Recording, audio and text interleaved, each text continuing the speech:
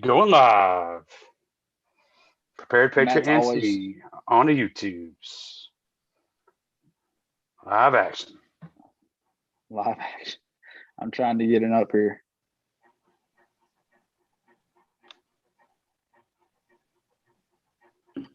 All right, got it up. All right, we should be good to go. And I even muted it this time, so you didn't hear all the echoing. Yay. So, Awesome. good evening, Patriots. Eagle 2 here. Eagle 1, Eagle 3, and the esteemed Golden Eagle, Will Stokes. So, Just anyways. waiting to let everybody kind of get on here for a second. Give them just a minute or two. Yeah, we got a little bit later crowd usually. They take a little while. Or actually, I probably need to start sharing the link, so make that happen right quick. Turn my phone off. How are you, Max?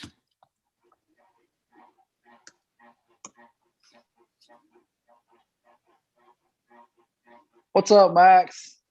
I haven't forgot about you, dude. I'm gonna get to it. I'm gonna get to looking at some of your stuff. I promise. In case you're wondering, I will get there eventually. It just takes me a minute. So I didn't know this. Just a little precursor. Max Lozana has a badass Sequoia. Yeah. Sent me some pictures of his, man. Yeah, man. I was like, that's dope. Yeah, Max Lasagna. Awesome. Lasagna. So, yeah. Just bear with me for a couple minutes, guys. I'm sharing the links out since for some reason we can't do it until after the fact through the Zoom method, so to speak. So that's me, Max, man. It's been so crazy the last week and a half, man. I feel like I can't catch up. I had to work in my workout tonight before this. I know had to run in, change shirts and all that. I'm like super behind.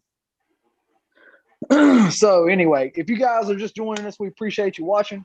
Want to thank all the guys and gals that came out to prepare Pistol 3 last week. Added a couple more high-end alumni to our group. Had some very talented shooters and people out doing work. I think we had 8 that day.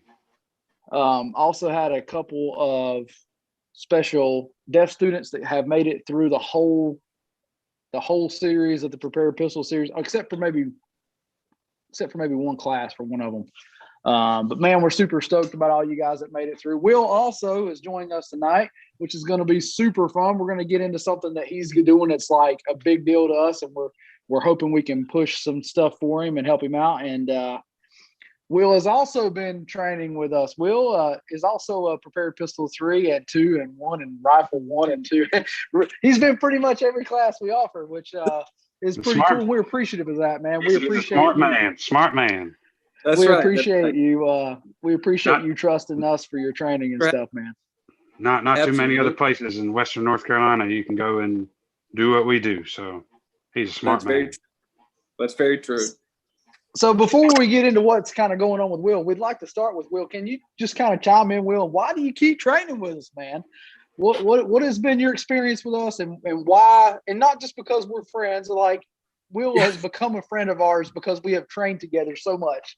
Right. He's become like family at this point. But beyond that, what keeps you coming, man? Can you tell the guests out there, the people that are watching, what keeps you engaged with Prepare Patriot Group, and why do you like it? Yeah, no, I mean, it's, one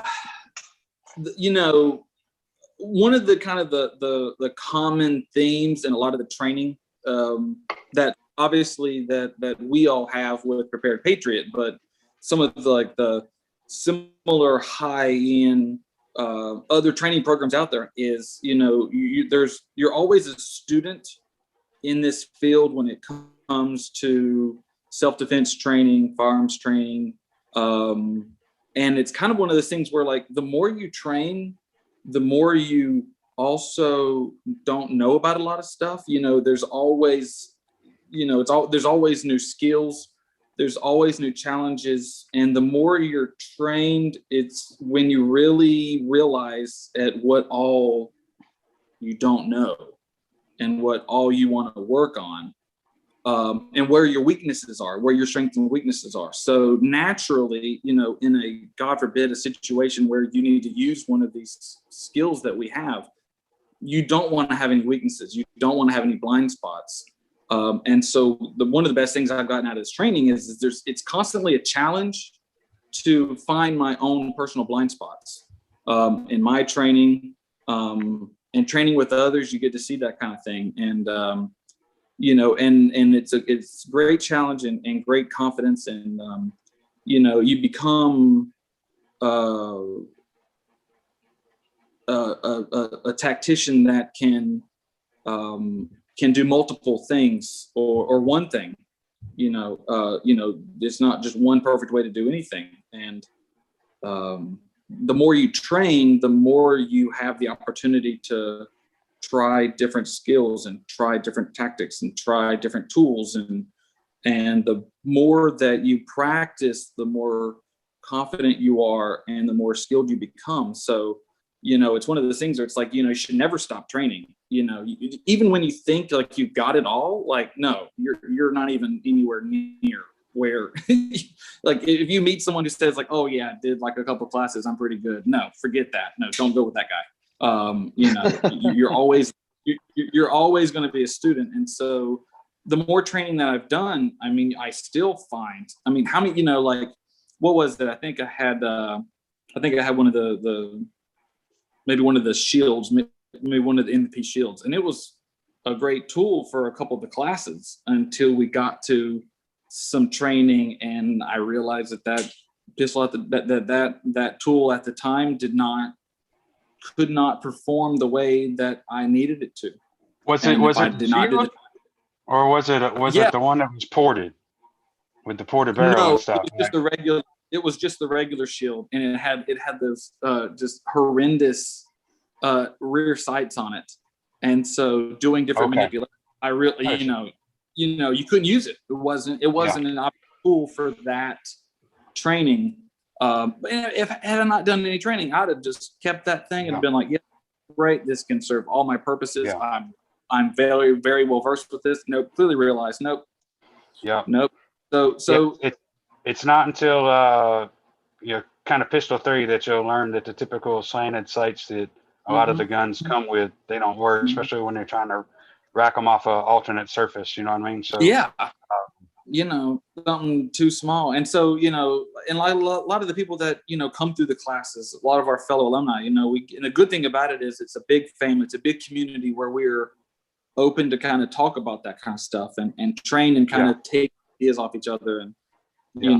And, that's what. So those who might be new to us or not hung out with us very often. So usually we're not proponents of tricking out your guns as far as, messing with the triggers or porting the barrels or anything like that. We're definitely big proponents of keeping the gun stock as much as possible. But usually there's one exception.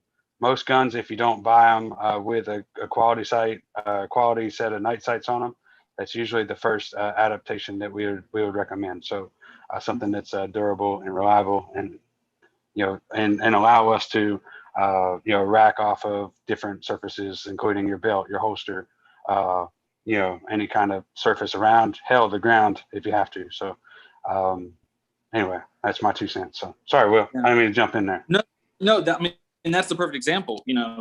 In training, you want, I think I would much rather train and see what the tool that I have, see what it can do, see how far I can push it, see what kind of training I can do to see it fail.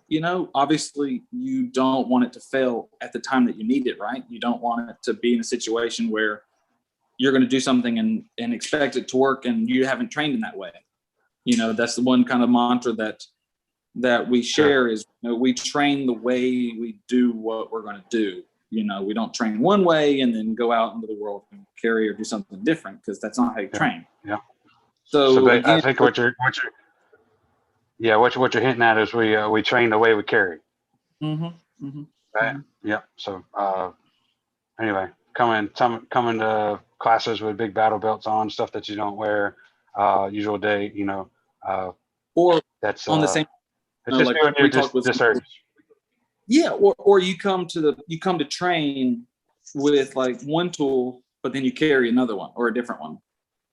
It's like that. That may not be obviously the best idea, because you're going to be used. You're going to kind of have like those training scars to one thing, and then be completely blinded to the other thing. So, there's always, especially as far as the military goes, that's why they train.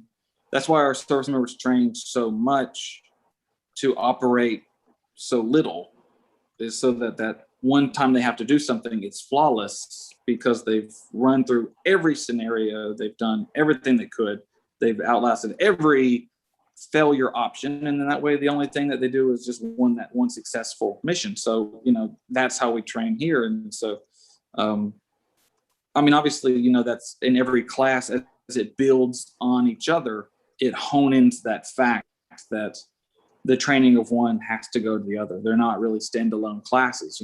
The skills that you develop in one, we carry out to the other. So, which is also good to kind of go back through, because as things change and as you become a more confident, proficient user, then it's almost like once you go through the training once, it's like you just now have begun your training journey, and then you got to go back.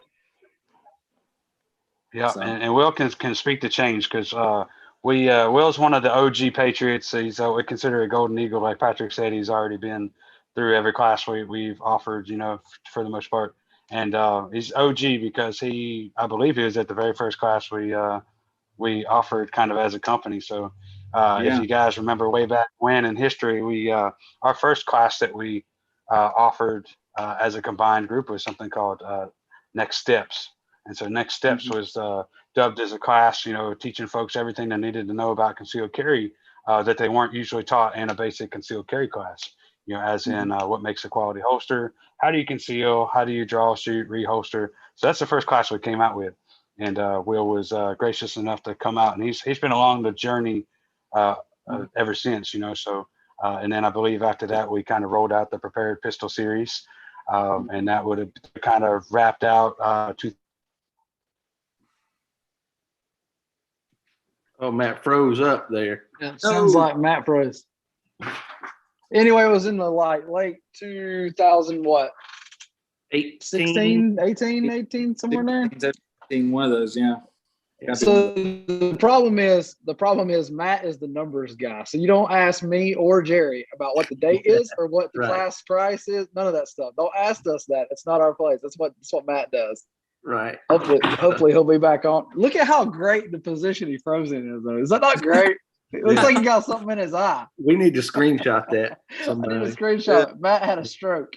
So along the lines that that he was going, obviously you started with the Next Steps class. And I think now we've actually incorporated that into our concealed carry. That's part of that class. So now, as soon as they get that, because a lot of people do the concealed carry, check a box. Exactly. I got to interrupt. There's an awesome question here, and this is a great one for you, Will. Okay. Max Lozana says, here's a question for Will. How have you seen the Eagles grow as instructors? I want to hear this one, because I haven't heard the answer to this. All right, y'all three. Okay, here we go. All right, here we go, Max.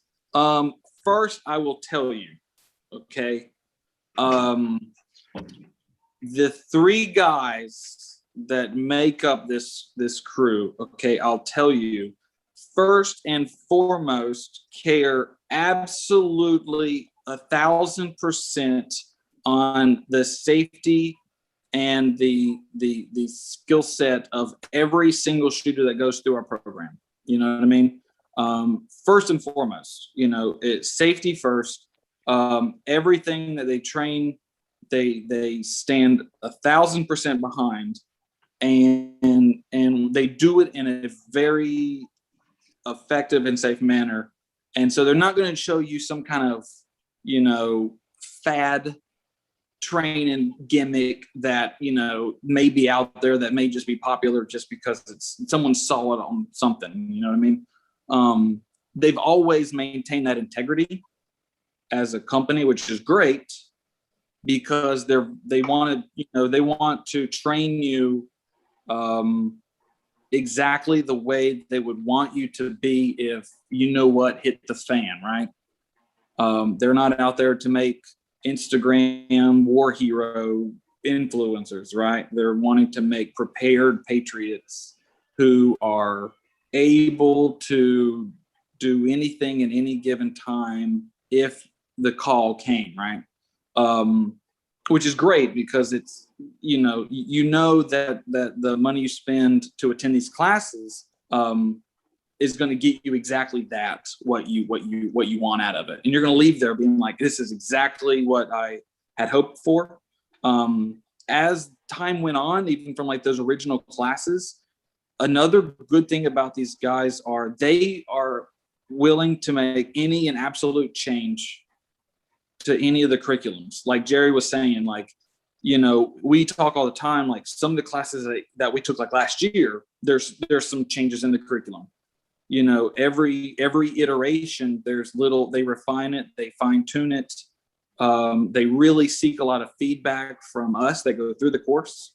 And you know, every time they go through, even something, you know, Jerry's been teaching, you know, he's concealed carry for a while, but, you know, comprehensive carry fine tunes here and there. Just depends on what's needed and what he sees and the feedback that they get. They're not afraid to receive feedback, which is good. I mean, you know, obviously we're, you know, on the receiving end of that. So we go through the course and then we can give them feedback as far as like what was easy for us or what might have been too hard or whatnot. And they make the change. A lot of the companies out there, I think, maybe have too much ego involved. You know what I mean?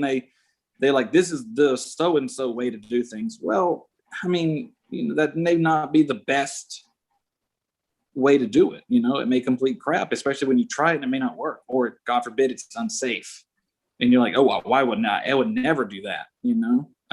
Which is absolutely hilarious, Will, because if you look at the Instagram people and all the internet warriors, man, they think we're the most unsafe group, and they absolutely think that what we do is extreme. But I tell people it's because they've never had real training. Like, if you've never had real training, then you don't know what that looks like. All you've ever seen is what you've been exposed to as, like, say, at a firing range or something like that. You don't know what you're actually missing out on. And they also only see a small snippet. They see like this little snippet of a whole class. What they don't realize is the time and effort it took to build those students to that point where they could do that drill safely. You know, that's the thing. It's so funny about the internet, man. They'll absolutely beat you to death and they have no idea what you're talking about. And it's, you know, that's the thing. It's when they really realize how much training we've done, like we just said, like all the guys that just came through Pistol 3, like they've gone through a ton to get to that point. I mean, far more in our series of Pistol 3 than what I'd say probably another training company out there that claims to have a Pistol 3 class. You know, our Pistol 3 may be like Pistol 5 or 6 for another place, right? That's just how dense the courses are. That's how much material you cover, how much time you practice, and, you know, practice, consistency. And again, you know, and the truth is in that journey, right? I mean, when you see the outcomes as far as like training goes and the mindset that you develop along that journey, like that pays for itself in those dividends. You know, if you didn't have that mindset, if you didn't see that development, if you didn't kind of maintain all of that you had trained, then you're doing yourself a disservice, and you're doing family disservice, or those that you're trying to protect around you. And it's something that we obviously take very seriously, because just the way that things are in the world, you know, obviously there's a lot of people that aren't here because, you know, bad stuff happened, man. So we take it very seriously. They take it very seriously, and they put their money where their mouth is. They put their expertise where our mouth is, and we rock and roll from there. But I mean, that's a good question, because I definitely, like, for us who's seen them as they've grown, the trajectory, I would say, of the Prepared Patriot family has gone exactly in the direction that they've wanted it to go. I think, from my angle, those that come to the courses are a part of the group of the community that they want to be there. We don't attract the Instagram war hero guru people, G.I. Joes. We're looking for the people who are actually ready to develop the mindset and become prepared and protect our loved ones and others in the community if need be, and that's who kind of goes along the journey with us. So we all say those who go through the program and continue the training, those are the people who we want on our short list of people to call if we need them. And that's you hit it right on the nail right there. So we all said this from the very beginning. We want to train you like you're going to be covering my six. Like, I want you to be capable to watch my back, and that takes something. It's training with a purpose. It's not just like they're having to get there and try shooting this and shoot this paper target. It's training with a purpose. Like, if you don't have a purpose, why are you out there? Like, why are you spending all day, a weekend doing something for no good reason? And here's the thing, like, everybody loves to go shooting, Will. Sure, they love to go out there and feel good about themselves. They hit the target. Nobody likes to get the ego broken down and be actually pushed to the point of failure. That's where nobody wants to be in that place. But that's where you grow. If you don't push yourself into that spot, you never get better. Everybody likes to feel good about themselves, but nobody likes to feel like they got something they really needed. That's the thing. That's what I was saying before. I still have, I know where my weaknesses are. Still, that's good. That's what you want. Like I said, if you run into somebody and they're like, "Oh yeah, I'm pretty good. I can pretty much work any situation." I'm like, "Oh, okay, all right, sure you can." Because I think going into a training drill, I may think like, "Yeah, man, I'm going to kill this," and then everything wrong that could go wrong goes wrong. But that's why we grow. That's why we train, because that's why we practice and we do the drills that we do. That's why we're there, and that's what our purpose is. So speaking of training, we appreciate your kind words, Will, and we did not pay him, no matter how much you believe. That was completely off the cuff. Complete free charge. I am willing to spoke. So we'll just say we appreciate the kind words, and we are so happy that, because y'all have to understand, Will's not just taking the classes from us; he's retaking the classes from us. Like, he's been through them again. That's why he can tell you a unique perspective of how things have changed. Most students can't do that. So Will, we are very appreciative of you, and we're thankful that you chose to train with us, man. It's been a great relationship, and we want to support Will in something that he's doing right now, because as you all know, even though we're not perfect and we all fail, right? We all deserve a little grace. We do promote preparedness in all ways. We don't just believe that being ready to fight with a gun is the only thing. We also think you should train medical. We also think you should train your physical body to do these kind of things that it needs to do. And I think there's something to be said about physical fitness. And we try to tell people that if you're not fit and ready to do the work, that it isn't going to matter much anyway in the grand scheme of things. But because of that, I just wanted to segue into something that is super freaking phenomenal that Will is doing, that we're so proud to even know the guy that's doing it. You know what I mean? But it's even cooler the fact that he is a part of this group, and maybe we can push a little help toward him in maybe one way or another, and help support him and lift him up and say, hey, this guy's doing something phenomenal. So Will, we'd love it if you just take a second and tell these guys again kind of what you're doing. And we'd like to kind of root you on and tell them that, the goal's been met, but we'd like to double it. We'd like to get it on up there. We'd like to get more growth and get him way better than he was. So, Will, we're going to let you talk about the great event that you're doing, and we're stoked to hear about it. Absolutely. Thanks. So, kind of some background context clues. I'm in this kind of long process of joining the Navy. I'm a physical therapist in my career and in my personal life. And I come from a military family. And one part of this kind of long life journey plan is to serve. So I'm in this long process of joining the Navy as a physical therapist in the medical officer role. And in this journey, I've wanted to give back to our country and to those who have served in the while I'm waiting for my turn to step up and serve. So this year on Memorial Day, I'm going to be running 100 miles in 24 hours to raise money for the Navy SEAL Foundation. Okay, hold on. Stop right there for just a second. Hold on. Stop right there for just 1 second. I don't know if you guys heard that or not. He said 100 miles. 100 miles in 24 hours. That's insane. Okay, I got to know before we go down the rabbit hole, like how it's going to benefit everybody, all that. How in the world did you pick 100? Like, were you reading about an ultra marathoner and it just got you like, I'm going to do that too? I mean, what got your mind to the 100-mile challenge, man? Like, what brought that on? So the in the past, there's been a lot of different kind of groups that have done similar events that have benefited a lot of different veteran organizations. Some have done like a bike ride, 24 hours worth. It's an ultra endurance challenge that basically to push your body to the absolute limit. That basically can challenge yourself to absorb just a sliver of kind of the stress and the demand that our servicemen and women go through on a daily basis. And so there's been bike rides, there's been relays, there's been swims, and there's been hiking. One group did like CrossFit, like for 24 hours straight.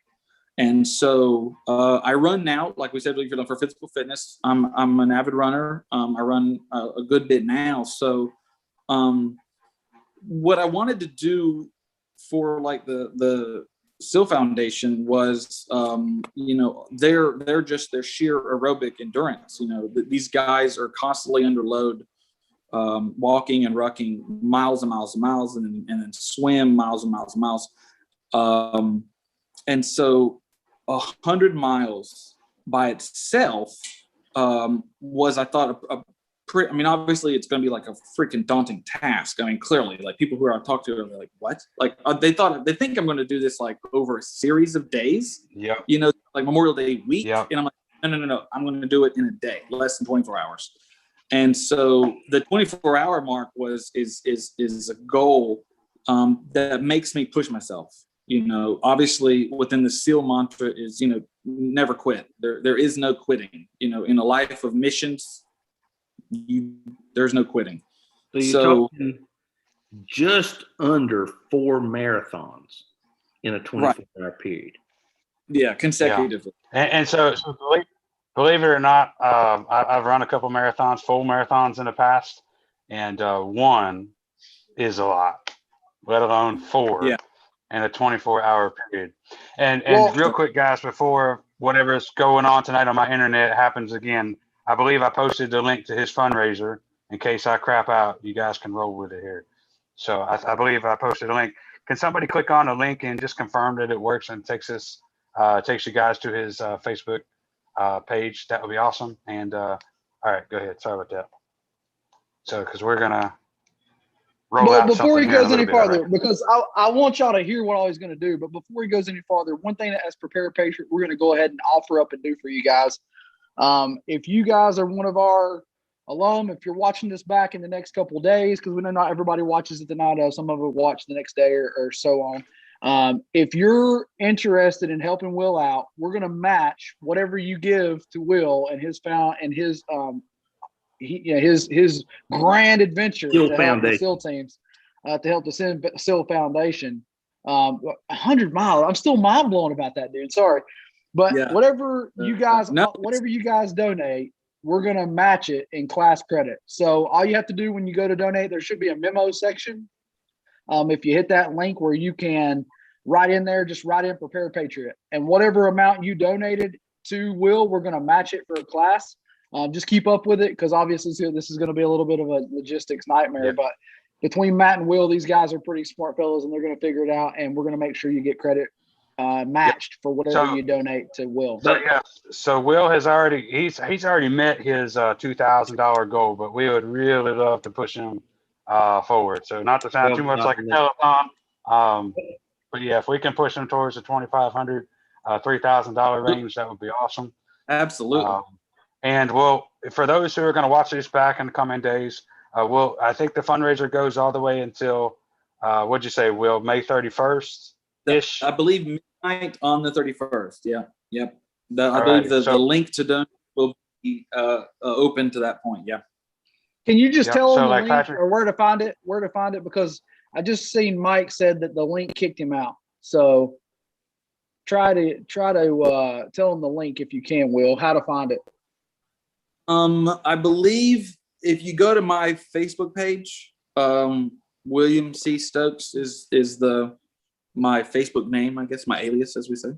I think I've shared it on there. The technical total, the whole title is the 2021 Will's 100-mile honor run to benefit the Navy SEAL Foundation.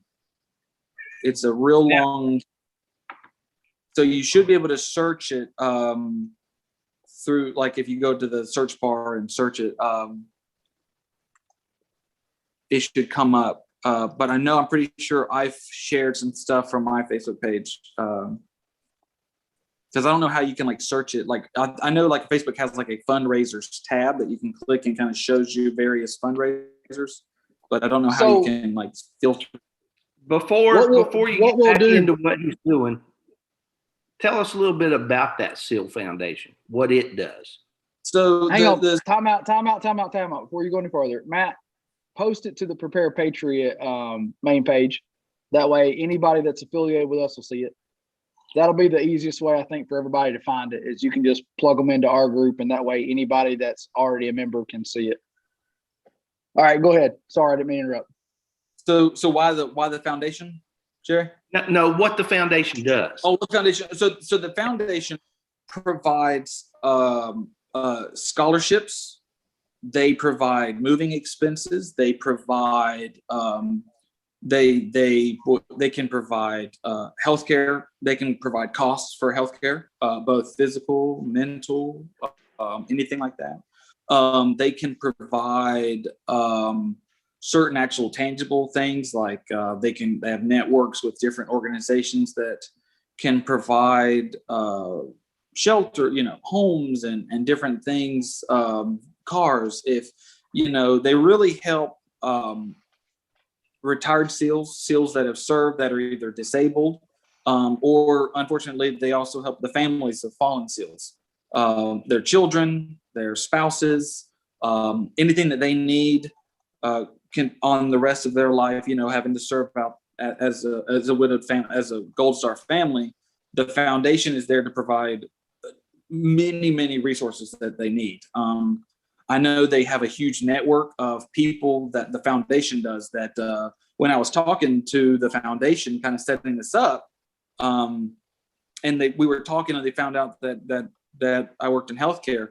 They were like, great, because when we have SEALs that are disabled, that are in an area and they're in need of certain healthcare services, as an example, they reach out to their network of providers and help cover costs. They connect them with people that have certain services that the SEALs need or their family needs. So a lot of it is financial in nature, or other stuff. It could be services that the foundation can buy on their behalf. And so that's kind of why I kind of designed an event to just raise money for them, because that money can go a pretty far way for them to cover all kinds of needs that they may have, for different families and things. There's always been a good resource for the families. Like I said, the Gold Star families of SEALs, or the SEALs that have come back with visible and invisible scars of war. So obviously any donation, any contribution will greatly be appreciated and goes a long way. Thankfully, pretty good ways, further than other organizations that may have claimed that they, help provide for veterans and things like that. But the foundation definitely walks the walk in that aspect, and has definitely been recognized as a organization that is very transparent and very generous in their contributions and resources on behalf of the veterans that they serve. So, All right, so let's get back into the event. How do you plan to tackle 100 miles in 24 hours? What's your plan there, Will? The best the best game plan that we have currently. I've talked to guys that are ultra runners, people that have done similar kinds of things like this. The best way to do it is I'm going to run 5 miles. Okay, where I'm running this is in downtown Kannapolis, in there where basically the city government buildings are in the downtown area. It's a 1 mile loop that they had made when they kind of redesigned the city. And so I'm just going to circle that loop 100 times continuously. I'm going to run 5 miles, and then I'm going to have like an active, like 1 mile jog walk, where I'm going to be able to rehydrate, refuel, replenish anything I need, change anything I need, and then do that. And then keep just, alternate, run 5, jog 1, run 5, jog 1, run 5, jog 1. I've got running and jogging aren't the same thing. Well, to us they are, Matt. To us they are, but to him, no. No. I'm gonna slow my jog pace down to where it could be like a brisk walk. Something where I can obviously slow enough to where I can't stop. My body's going to be in such a high energy demand, and the actual the demand on my body is going to be too high for me to just stop. I won't be able to start back again. So I can slow down, obviously, as long as I kind of keep my eye on my pace. That 1 lap is going to be enough time to, replenish with some nutrients, my electrolytes, my water, change out shoes if I need to, kind of adjust anything I need to, but yet still keep the pace going. In order to cover 100 miles, 24 hours, that's that's moving like a little bit of a 14-minute mile average continuously, which is, a pretty good pace. Which is what I run on the norm. So, I'm just kidding. Right. But that's a good click to begin with, but that's also assuming that, you're also staying awake for 24 hours straight, period, plus running. There's that demand. And so I'm having to run a little bit faster than that and then build up some time so I can do, rest a little bit, but then not too slow that I'm going to miss my pace mark. So, you don't want to go out there and just go, crazy and just blow through it, because your body's going to stop you halfway through. That's not a smart way to do it. My body's going to deplete of electrolytes and glucose and all kinds of things. So I have to do it in a strategic way so that I can keep all of my nutrients and vitamins and minerals level, so that I don't pass out. I don't go into, a metabolic freak out state. So I do believe. Sorry, man. Go ahead. Yeah. No, I was saying I got to do it the smart way. I'm going to, this will be a mission accomplished event. So nice. Just like anything we do, we plan, we train. So this event's been pretty much in the works for 4 or 5 months, I think, give or take. So over that time, we've ran through every scenario, all kinds of different variables to make sure that it is as successful as possible. So you definitely don't want to tackle this kind of willy-nilly and obviously crash and burn. So, but that's our current game plan. So what are you doing right now? Are you able to do Like, what is your current like longest run that you've done? Do you know? Currently, I think the longest run, like the longest like training run I've done is about 25 miles, just shy of a marathon. I run about 50 miles a week currently, which, obviously the run 5, jog 1 is very low compared to what I typically run, which is great because my body really, the conditioning at the time is much higher than that. So it won't really seem that taxing doing it in small spurts like that. I think if, some people were kind of recommending, oh, just basically do like what Jerry said, just run 4 marathons back to back to back. I'm like, you can't do that, because your body's only used to running the one. Once you start on that second one, it's just going to be downhill. So, you want to train high and then perform low. So taking it in smaller chunks won't make it seem like it's going to be that taxing. You know what I mean? Because if I'm used to running, 15, 20, 25 miles at one time, then 5 miles will be like, oh, considerably less just because I'm used to running longer distance. And so So Made in Texas just said, I haven't ran 50 miles in my life. So the most that I've ever ran back when I was training with Matt for half was 10 miles at one time. So I have mad respect for the dedication and training it takes to get to that point. Like Max had said in the comments that he's not built for running. He said, I'm into hiking and walking, and he's like, but running not for a big guy. And to be fair, the dude's a damn Sasquatch. Like, he's like 6'6". His hands are like both of mine together. Like, the dude's a monster. So I get what he's saying. But one of the things I think is funny is that, we can all do anything if we train for it. But we're all kind of presuppositioned to be better at one thing. So how long have you been running, and how long has that been like your kind of primary mode of fitness? So I was a swimmer in college, so I was more of a water animal before. So running really wasn't like the main, mode of exercise. But it kind of became probably 2 or 3 years ago when I started to when we got really serious about joining the service. I had to pass a lot of physicals, and so I had to get into a different level of fitness in order to be competitive, because on the officer side for commissions, your fitness levels they're just a hair higher than your enlisted side. So I have higher standards to meet and go over. So in the process of slimming down to those standards, running was an effective way of doing that. Now, just like everybody's watching this, I was not a great runner before. I'm not, speedy over here. So in the, as I've begun this running journey over the past, I'd probably say 3.5 years, I've fine-tuned my body to be able to do that kind of training.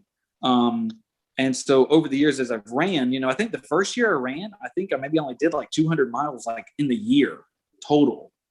And then last year, I think because I have like an annual goal too. So last year, I think the annual goal, like as I've tallied up my running, I think my annual goal was about 1,000 miles, and I finished about 1,400 miles in the year. And then this year, I'm on pace to hit 2,000 miles in the year. So, and so it's kind of a mutual motivation. I need to run for this event, and then I also need to run to stay on pace for the year so that I can meet my annual goal of 2,000 miles. Why? I'm just crazy. It's just one of those things that, it's a mental fortitude. It's the preparedness mindset. You got to do what you got to do, and you push through, embrace the suck. But over the years, it's definitely one of those things that, when you kind of get into it, you learn about yourself. You learn what, like you just said, like Patrick just said, you learn what your body's good at. I'm not built for speed. I'm not a sprinter, but I've conditioned myself to go a pretty long ways. So, there's some people out there who are just fast, and some people who can go slower but can go a long distance. So I'm not in really any hurry when I run. I just get the endurance and just keep going. So that's just how my body is designed. Speaking of that, what's your current pace? In my recent, I'm sorry, hold on. Made in Texas just said, "Okay, Forrest Gump." No. If y'all see me laughing, I'm reading the comments because Mikey has said something about the only time you'll find me running is if I'm chasing an ice cream truck, and I said you're definitely a lifter. I know. I will say, last spring, man, we were in Myrtle Beach. And I was, the beach is a great place to run because it's flat, right? It's just, it's much easier than other places. So it can get windy though. Yeah. I mean, I don't run in the hot part of the day because it's just hot, right? But, early in the morning, but we were staying on the north end of the beach, or the south end, excuse me, kind of down towards the end of South Myrtle. And I went out for a run, man. It was beautiful weather, and you're just going, you're just watching people. And then all of a sudden I just kept going. I ended up in Cherry Grove, man, on the freaking north end of Myrtle Beach. And it's 12, almost 13 miles up the other end of the beach. And I'm like, crap, I pulled the Forrest Gump moment. I just kind of kept going. Didn't really stop. Got to turn around and run all the way back. So, but it's one of those things. It's, you kind of get in the move and groove, and you kind of space out. It's great. It's a great stress relief. Run, man. I just kept running, and then all of a sudden, like, crap, I turned, and I got to turn around and go back the other direction. So Mike says, Mike, we call him Mikey. He's like the comedic relief. I'm sure you met him, Will. Oh yeah. What's up, Mike? So we call him he's like the comedy relief. He said that Matt should go do laps with him. Matt can do it. Here's the funny part is that Matt could probably stick with him a little bit. So probably more so than me. Yeah. Is Mike saying I can't? I think he's challenging. I think he threw the gauntlet now. I'm going to say I'm out of town Monday the 31st. We're actually going on a vacation. But you come up with another challenge for me, Mike, and we'll do it together. I'll see what I can do. What? Yeah. So my recent running paces, I'm about a 10:30 mile right now. And that's the pace that I've been able to hold for a pretty good distance. So that gives me about 3.5 minutes a mile buffer time that I can roll over and build up to save on the tail end or throughout the run as I need to in case something was to happen, if I needed to go slower or fast or whatever. So if 14 minutes is the absolute, I guess, maximum pace, the slowest that I absolutely can go. But I'm currently at about a 10, 30, 11-minute mile. So I've got just enough breathing room to squeeze by. But I think that's just gracious enough to get through it and have enough buffer to still meet my 24-hour mark with a little bit of time to spare in the end. So, okay, so I'm still stuck on this whole 100-mile thing, and I'm thinking over the course of 24 hours, some of what you're going to be dealing with. Yeah. Sleep deprivation. Yeah. The nutritional needs, and obviously potential foot care stuff, and and I mean, some for this. There's guys that have done this that they finish with rhabdomyolysis, which is where you're basically your body, the only remaining nutrients are your muscles, and they deteriorate. One guy had stress fractures in his feet. Of course, dehydration. So a lot of I am going to be taking supplements, vitamin electrolyte supplements and things that have basically like a full day of calcium, magnesium, potassium for muscles. I can't no caffeine, no sugar. Things like that spike my blood sugar too fast, and then you crash. Those things are good for like short bursts, but not long, steady energy demands. So thankfully, I've been able to meet a lot of people who've done, long events, and they've really given me a lot of good information as far as like the science behind like the sports nutrition, what kind of water and what kind of hydration I need, the amount of supplements I need per hour. So basically, I'm going to be making kind of like a supplement cocktail that I'll have to drink during each of those 1 mile like active jogs. It's about 250, 300 calories, but it's got pretty much like a full day of electrolytes, vitamins, and minerals in it. So I'll have 24 days worth of supplements in one day, but I'll have that many in order to keep, because I'll be burning some. I think one guy said, he's like, based on speed, energy demand, you're going to be looking at burning anywhere between 10,000 and 15,000 calories total.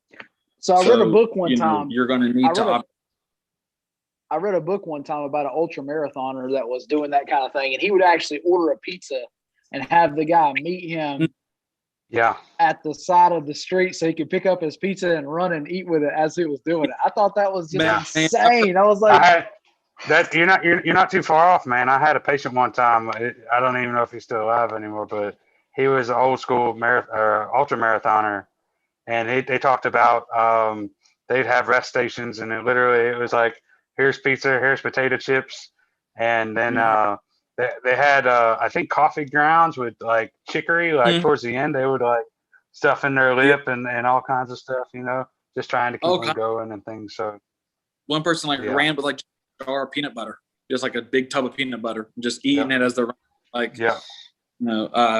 It's at the end of the day, like there's it's whatever your body needs, whatever you're going to be hungry for. Something, so I have a couple questions from the peanut gallery for you, Will. Send them. So one, let's go back up to the top here. We got let's see here. We had Max say that he's seen a video series coming on of Matt setting pace with Will, maybe film from the back of the pretty Toyota of his while you guys spur them on. And I said, well, Matt's probably the only one in the group that could do that, just FYI. Yep. I'm 210 pounds and 5'6", so I'm not necessarily a runner. We want to lift some weights. I'm all about that, but I'm not just necessarily a long distance runner. I'm the sprinter that Will was talking about, right? Like I'm really fast for a short distance. Not an ultra long guy. I had to train myself to do that. Matt is probably the one in the group who would be most likely to do it. So never judge a book by its cover. The other good question I thought that we should kind of tap into is, what does your support team look like, Rev? This was a question from Rev asking, what does the support team look like? On behalf of the Rev, the good Lord is going to be with me every step of the way, because without him, golly, it's going to have to be some definite divine support there. You know what I mean? Sure. As far as the personnel, I've got my family, my parents, my sister, brother-in-law, my wife. They're going to be with me kind of in shifts. The tricky part is, at the time that we created the event, I kind of had to get permission, obviously, from the city to allow me to stay overnight, because the logistics behind it is I'm going to be starting the run on Sunday the 30th at 5 p.m., somewhere around there, sometime in the afternoon. And I'm going to run through the evening, through the middle of the night, into the next day. So we needed to get permission to have like our cars there through the night. And at the time we set it up, it was earlier in the year when we had COVID restrictions in special events, right? So they basically said I couldn't have like a whole team of people with me. So I don't really know. I'm assuming that kind of things have eased up now since the restrictions have, I guess. But But currently the game plan is to have everybody in the family come in shifts. And so they're going to be probably doing maybe a 1-2 hour shift and then just rotate through every so often, maybe longer. It just depends on what's needed. But while they're there, they're going to be keeping my drinks cold. Got a big cooler ready. They're going to be tracking my pace. So I've got like a pace chart that has all the miles on it and the total elapsed time. And then next to it is where we're going to write down every mile I pass, my current lap, my mile time and elapsed time, to know kind of where we are on both paces. We'll have the local police and EMS are aware that I'm running. So they're going to be in the area. Thankfully, there's going to be a lot of other veteran organizations meeting. The VFW, American Legion is going to be having some events in that area. So they're going to be kind of patrolling, kind of keeping an eye on me to make sure if there's any kind of medical issue or anything like that they're going to be close by. And so whoever's going to be with me at the time, another thing they're going to be doing is they'll have their phone, do some live feeds, some photos to kind of keep up everybody up to date with what I'm doing, kind of keep everybody on par with where I am, distance and time wise. They'll probably interview me, or I'll take the phone and do a little, if I have the energy to do a little, monologue, I will, and kind of update on everybody how I'm feeling, how's it going, talk to people. One of the biggest things that is going to be more than anything, more than nutrition, more than is going to be boredom. Because there's just, you're in the middle of the night and it's going to be dark.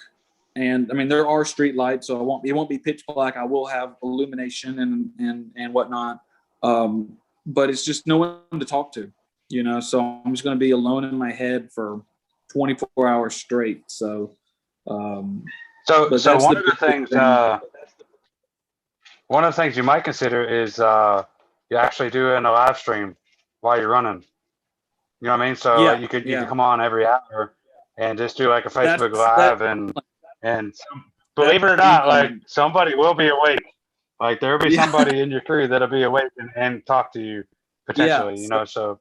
Yeah, absolutely. So that's the game plan. As far as keeping tabs on me on the day, we're gonna do live streams every hour, every so, photos and different things.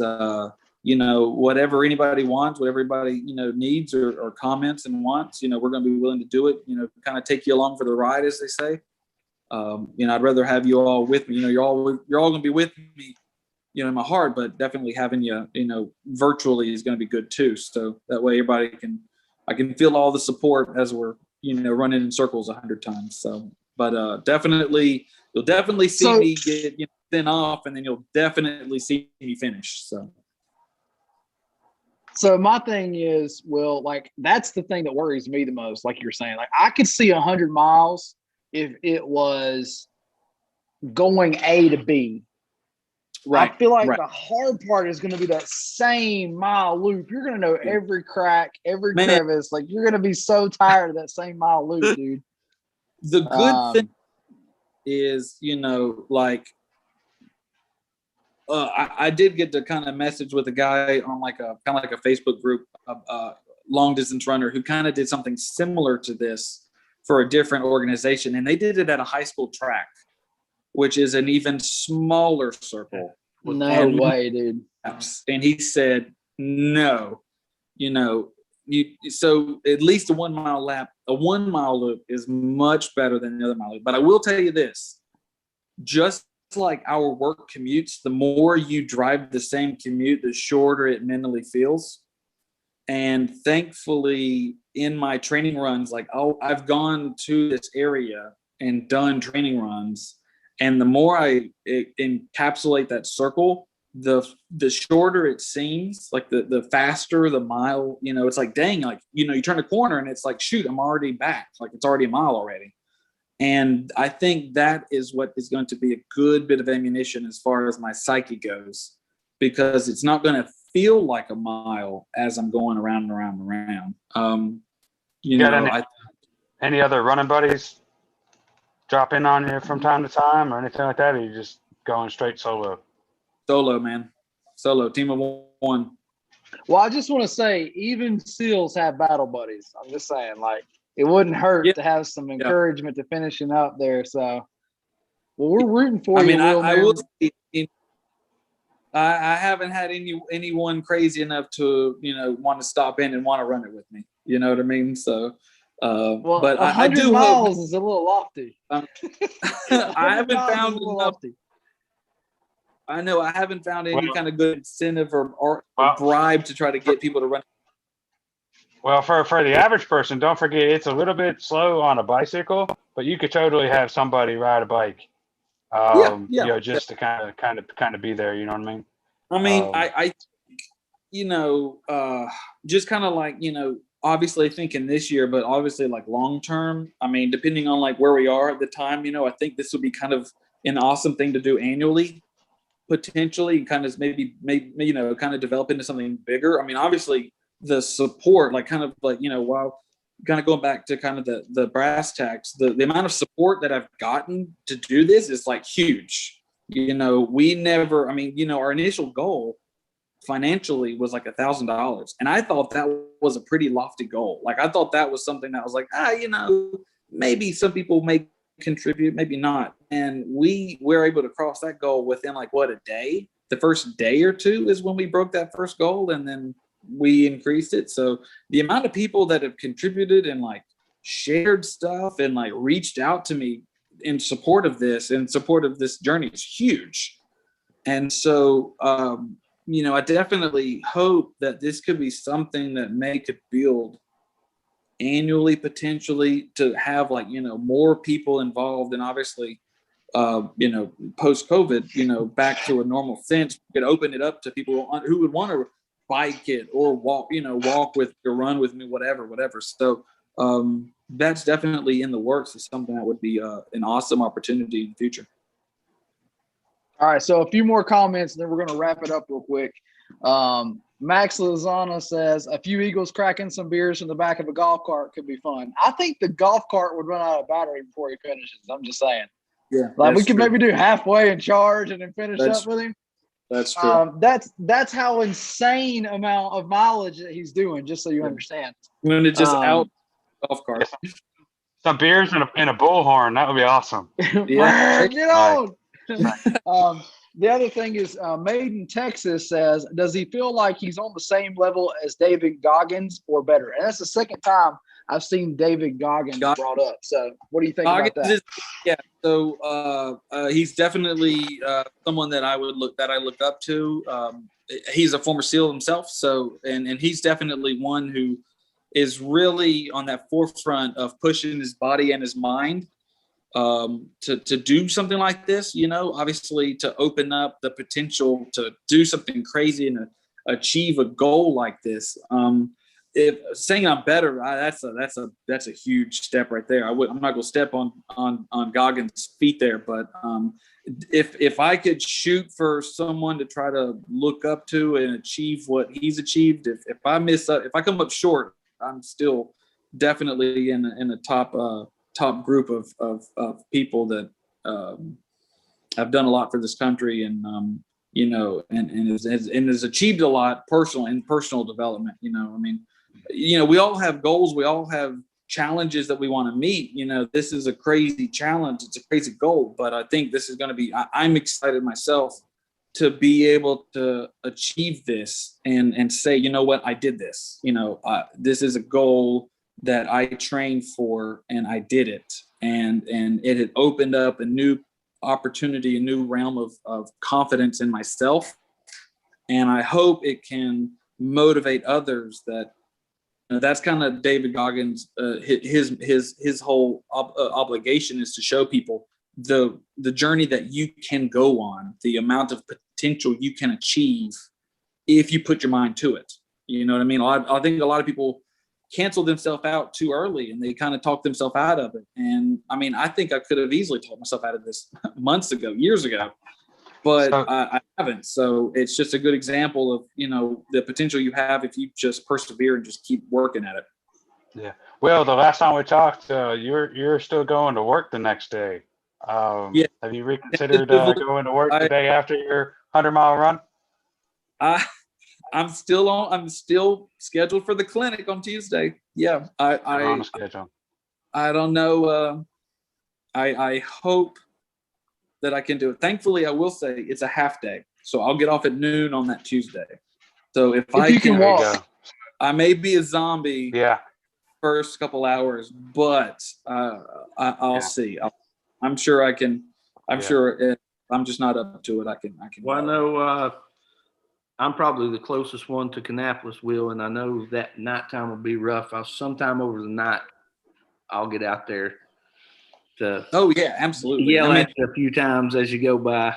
Yeah, man. Just don't I'm spook. way too slow to Don't go go. with. Don't time to me, man. So no, So- but yeah, that's the biggest thing. The biggest thing. No, Joe. The biggest thing. I'm. You could call it worried. The biggest thing I'm worried about is just the nighttime, just the quiet. I mean, it obviously is serene. I run at night a lot too. I've got a 3-year-old daughter, and so once she's in the bed and it's nighttime, like we said, it's as a parent and as a spouse, we have other obligations, and once they're achieved and we have time for ourselves, I go run at night, and it's nice to run at night. It's quiet, it's peaceful, you see the stars, it's beautiful. But on the same token, I think trying to keep that mental fortitude going, trying to keep that midnight grind going, so that I'm not running low on motivation and not letting things get to me, for being out there in the middle of the night by myself. So that'll definitely be a time when I'll be looking for the support from everybody. That's when you should live stream. Yeah. Don't do it during the day when Yeah. everybody's there. Do it at night when you're grinding, man. That's when we can Yeah. get in there and make comments and cheer you on. So can y'all believe it's been 66 minutes? We keep doing We've been on this for each week. hour We're and at 10 6. minutes after. But hey, you guys want to review the fundraising match one more time for folks that might have missed that? Go ahead, Matt.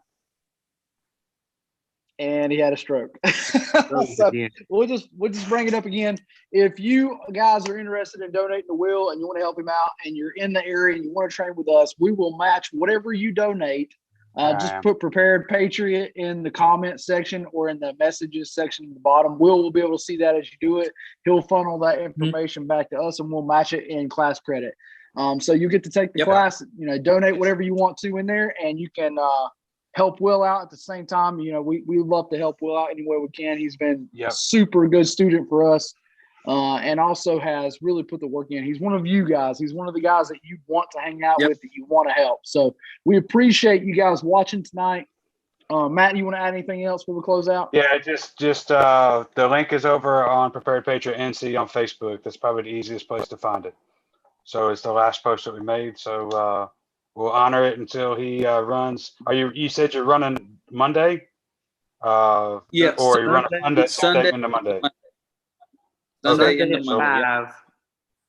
Gotcha. So we'll honor it until the fundraiser stops, basically. Yep, and so that's it. The fundraiser will go, I believe, till midnight, and I think I'll start Sunday at 5. And if I can keep the pace, I should finish up Monday around 1:30, 2:00 in the afternoon. So everybody kind of keep an eye on afternoon on Monday, and you'll see me cross that finish line. That's fantastic, dude. We're so proud of you, man. Cool. We're so thankful and we're proud of what you've done for the community. It's awesome, dude, what you're doing. Yep. Thank you. you. If you guys are interested in donating and having class credit match, you can always check out all of our course offerings over at preparedpatriotnc.com. As always, we're across the socials of Prepared Patriot NC. And lastly, we'll always remind you to carry smart, carry safe, and be prepared. We're going to go ahead and end the live stream. We'll just hang out for just a second. Absolutely. Bye now. Night, guys.